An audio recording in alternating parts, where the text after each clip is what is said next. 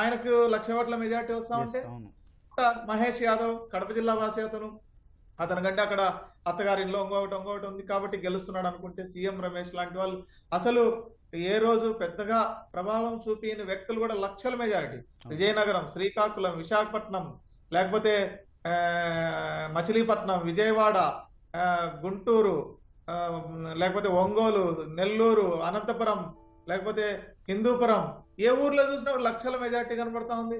1,00,000 ఓట్లకి ఎవరు తక్కువ లేరు.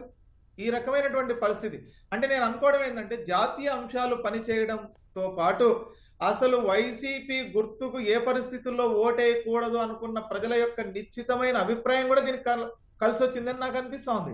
ఎందుకంటే అక్కడ ఫ్యాన్ గుర్తు కనబడితే జగన్ కనపడినాడు, జగన్ కనబడితే జగన్ అరాచకాలు కనపడ్డాయి, జగన్ దాష్టికాలు కనపడ్డాయి, జగన్ దౌర్జన్యాలు కనపడ్డాయి, జగన్ దారుణాలు కనపడ్డాయి.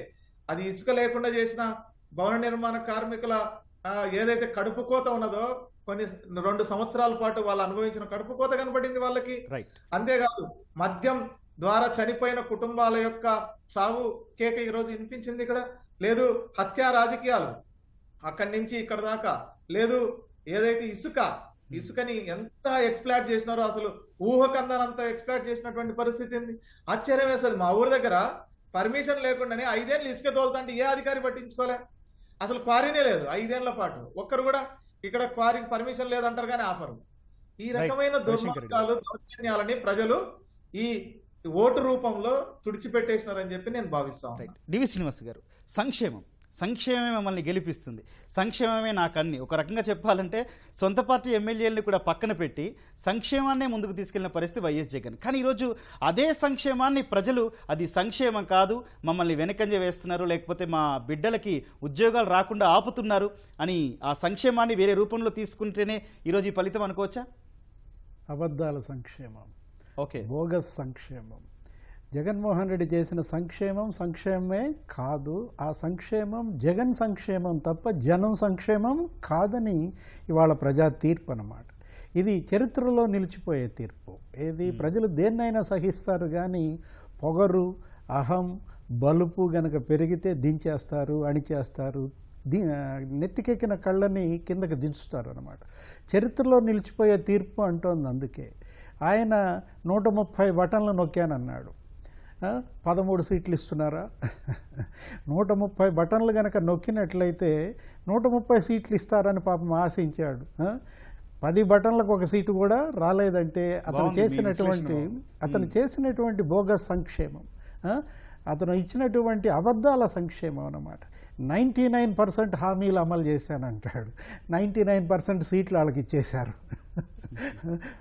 ప్రజలు చాలా తెలివిగలరు, చాలా విఘ్నులు, అద్భుతమైన తీర్పు ఇచ్చారనమాట. ఇది చరిత్రలో నిలిచిపోయే తీర్పు అని ఇంకొకసారి అంటోంది. దానికోసమే అనమాట సంక్షేమం. ప్రతి స్కీమ్లోనూ స్కామ్లే. ఏంటి మనం చూసాం, జగనన్న కాలనీలు, దాన్ని మించిన అసలు స్కామ్ దేశంలోనే లేదండి. ఒక స్కీమ్ పేరుతో ఇంత పెద్ద స్కామ్ చేయొచ్చు అనే ఒక వినూత్న ట్రెండ్ని ఇతను కరప్షన్లో తీసుకొచ్చాడనమాట. ఏది భూములు 10 లక్షల భూమి 50 లక్షలకు కొంటారు, పంచుకుంటారు ఆ డబ్బులు, అది తీసుకువెళ్ళి వాళ్ళకి అంటగడతారు, అందులో ఇల్లు కట్టుకోమంటారు. జగనన్న ఇళ్ళ కాలనీలలోనే 10,000 కోట్ల స్కామ్ చేశారంటే స్కాములే ఇతని సంక్షేమం అన్నమాట. ఒక తాజా చూసి మళ్ళీ వద్దాం సార్. రైట్, జనసేన తన తొలి గెలుపు నమోదు చేసింది. కూటమిలో భాగంగా జనసేన 19 చోట్ల ఆధిక్యంలో కొనసాగుతుండగా ఓ చోట విజయం సాధించింది. భాజపా ఇప్పటికే ఓ స్థానాన్ని తమ ఖాతాలో వేసుకుంది. మిగిలిన 7 చోట్ల ఆధిక్యంలో కొనసాగుతుంది. అటు తెదేపా ప్రభంజనం కొనసాగుతోంది, 10 చోట్ల విజయాన్ని తమ ఖాతాలో వేసుకుని 121 చోట్ల ఆధిక్యంలో కొనసాగుతోంది. రైట్ శ్రీనివాస్ గారు, కంటిన్యూ. వైద్యంలో నేను ఒక పెద్ద సంస్కరణలు తెచ్చానంటాడు, మెడికల్ కాలేజీలు ఇన్ని పెట్టానంటాడు, అన్నీ అబద్ధాలే అనమాట.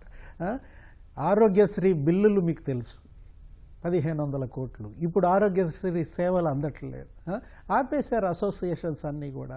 అంటే ఆరోగ్యశ్రీ ట్రస్ట్ డబ్బులు కూడా మళ్ళించారా? ఏ విధంగా ఇతను దారి మళ్లించాడు అనేది మనకి ఆ బోగస్ సంక్షేమంలోనే కనపడుతోందన్నమాట. పింఛను ఎంత మోసం చేశాడండి. ఎలక్షన్ ముందు కూడా దాన్ని రాజకీయం చేసిన పరిస్థితి. రైట్, ఒక బిగ్ బ్రేకింగ్ చూస్తున్నాం. మంగళగిరి నుంచి నారా లోకేష్ విజయ దుందుబి మోగించారు. గతంలో ఇదే మంగళగిరి నుంచి ఓడిపోయారు అంటూ కూడా సాక్షాత్తు అసెంబ్లీలో జగన్ కావచ్చు, క్యాబినెట్ మినిస్టర్స్ కావచ్చు, లేకపోతే వైఎస్ఆర్సీపీ నాయకులు ప్రతి ఒక్కరూ కూడా హేళన చేశారు, ట్రోల్స్ చేశారు. కానీ ఈరోజు ప్రజలు వాటన్నిటిని పరిగణలోకి తీసుకున్నారు. మంగళగిరి నుంచి